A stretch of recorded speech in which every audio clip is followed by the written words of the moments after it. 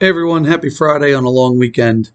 I wanted to come on this week and talk a little bit about, with all of the changes that are happening in regards to COVID and contact tracing or lack thereof, and testing and everything else, something that hasn't changed, and that is the New York State paid COVID leave. And so we talked a little bit about this over the summer and in September, and at least at the time this is being sent out, it hasn't changed yet. So I want to kind of just reiterate some of the points and then talk about some of the adjustments based on the new CDC and New York State quarantining rules, how some of it is adjusting. However, the law for provision for New York State paid COVID leave is still in effect. And what that basically means is that you may get paid leave for up to 10 days if you are in isolation or quarantine. Now, how you get into isolation and quarantine has changed, and how many days you're in those have changed. But the New York State paid leave is 10 days, or up to 10 days, I should say.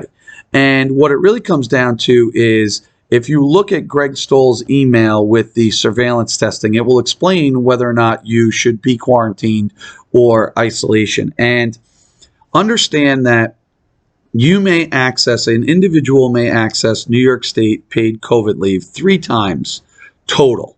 However, 2 of those times have to be because of a positive test result. So for instance, you test positive for COVID back in September. You call in sick, you notify the district. Now we have a form that's also in Greg's email. You fill out that form. You've tested positive. You're going to quarantine, you're going to isolate, as a positive test. So if this was back in September, it was automatically 10 days minimum. Now it's 5 days minimum depending on symptoms. So, and you are self-reporting those symptoms. So if you can come back on day 6, then your COVID leave is 6 days.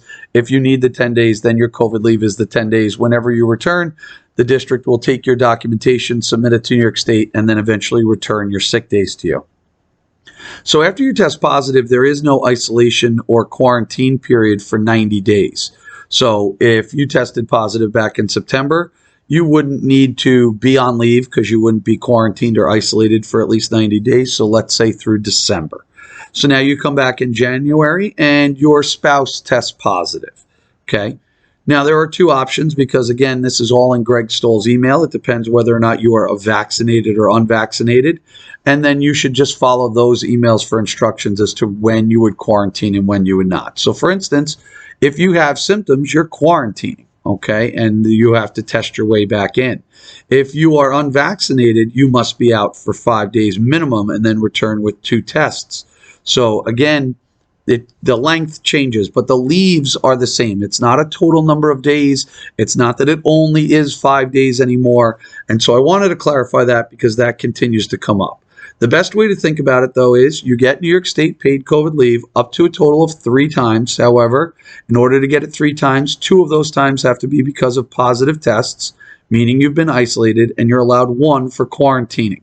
Just understand, though, that staying home to take care of a relative with COVID or a child whose school is remote does not qualify under New York State paid COVID leave. All right. So again, once you look at Greg Stoll's email, it'll explain when you have to quarantine, how you can get out of quarantine. And if you have not used New York State COVID leave before, that quarantine will be covered or should be covered, and you'll get those days back. The same is true as if you test positive. But again, you can only use it 3 times. And it's up to a maximum of 10 days each time. All right, I hope that clarifies for some. Everyone enjoy the long weekend. Have a great Martin Luther King holiday, and we'll see you next week.